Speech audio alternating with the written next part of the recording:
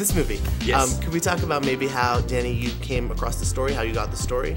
I heard about it, when it happened in 2003, when he came out of that canyon, and it went around the world, the story, and it snagged in a lot of people's brains, I think.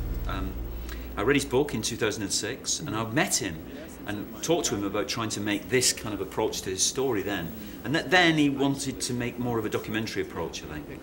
So we separated, and after Slumdog, it sort of came back again as a possibility, and I think he changed as well, and he was prepared to, and he was very generous to us, to this kind of approach, where basically, he said we wanted to recreate the whole experience for an actor to go through. So it becomes an immersive experience, a first-person experience, and you go into that canyon with him, and you're not going to leave until he leaves, and therefore you're implicated or involved in what he does as well.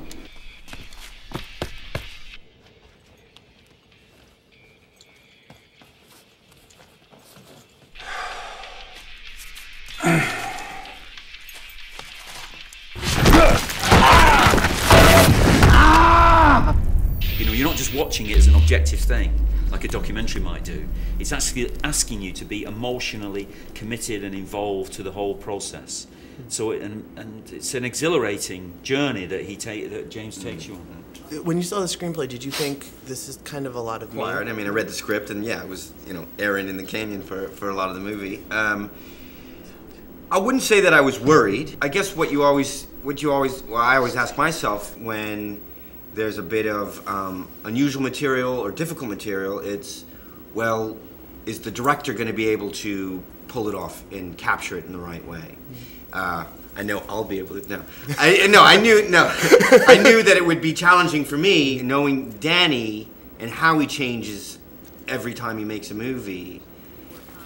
I thought, well, here's a guy that is excited by this kind of exploration, excited by this uncertainty, and that this is the way to make this movie, and this is the person to make it with. And what were you doing between takes? I mean, were you getting bored between takes? What were you doing? I mean, did you have to? You weren't. I guess you weren't stuck to the rock.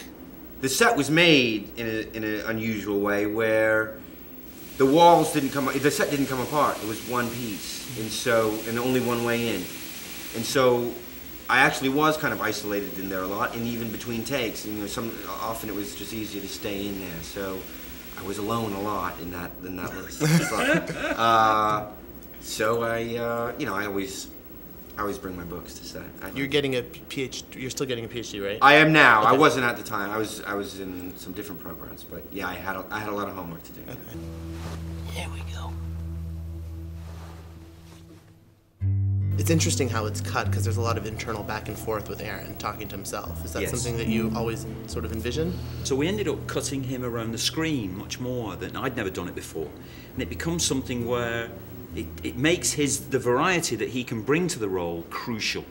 That he occupies moments absolutely and realistically, but then he's also able to change moments, because you're not bringing in a comic character or a villain character to change the tone. There is just, the character is always this guy. Just think.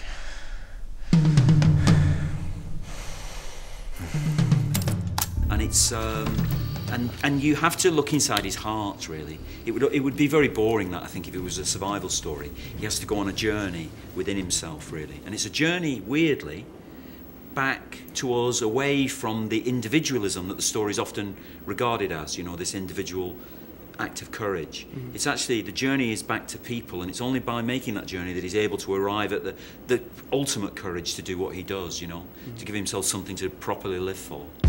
Good morning, everyone! It is 7 o'clock here in Canyonland, USA. Did you meet Aaron before you? Oh yeah, You did. many times. He showed us the real videos that he made. It's actually on it's old VHS copy, and it's kind of deteriorating, and there's weird little like static lines that Danny actually incorporated into this film, and his delivery is very simple. And he even said to us after we watched it, such a bad performance. and we thought, well, are you crazy? But actually, that simple delivery and the humble way it was recorded and the fact that it was on video makes everything so much more immediate and you can identify with it more because he isn't some larger-than-life figure. It brings it all down.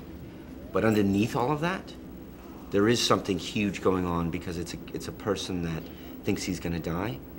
He's accepted his own death in a way, and he's trying to give the most dignified final messages that he can to his loved ones. And so, because of all of that, very, very, very powerful. The real ones.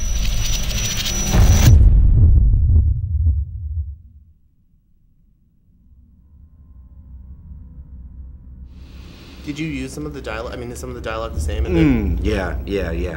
And some of the dialogue in our film is a little odd. I mean, it's not how I would say it, but it gives it. I think gives it something. Yeah, it does, doesn't it? It's weird, that it's odd. It makes it even almost feel more realistic, just because it is unusual. But also, for me, the behavior, just more than anything he could tell me, just watching those tapes, I could see the real behavior. Because it's Aaron not recounting the experience, it's Aaron in the middle of the experience.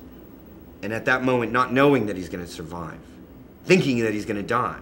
And so that's something that nobody could, even Aaron couldn't tell me about. Showing me that, it was just the pure thing. It was incredible.